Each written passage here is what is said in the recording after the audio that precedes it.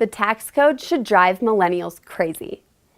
Ooh, how you doing there today? I'm Justice Gustin, and today we're gonna cook the books up a little bit there, the tax books, you know. We're gonna make this recipe just like Mama used to make my Tante Louise.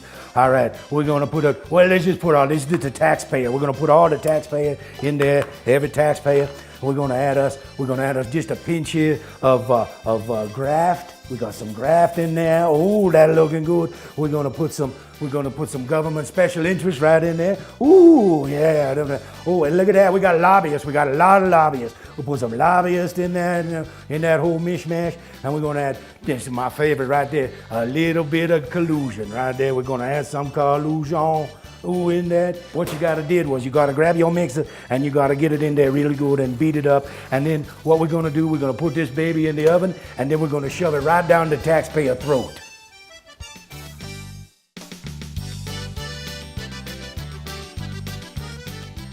We all pay taxes, from a trip to the grocery store to that dreadful day in April.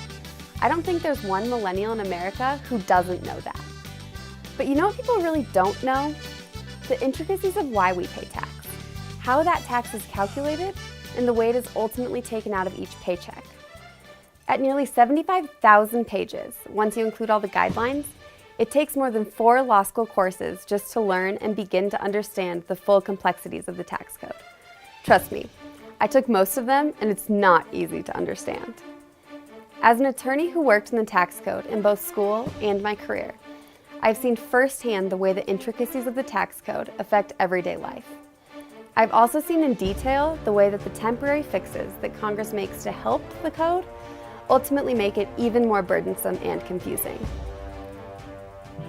Neutral taxation would benefit all Americans.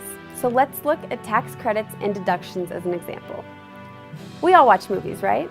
I love movies. You know what I don't love though? The fact that Hollywood has been able to immediately write off $15 million of their production costs rather than having to spread the deduction over the same period, like that small business down the street. Can you imagine? How would poor Harvey Weinstein survive without this deduction? Oh, the deduction tastes so good. And I'm at the pork barrel. You can really taste the pork barrel. Oh, that is heaven.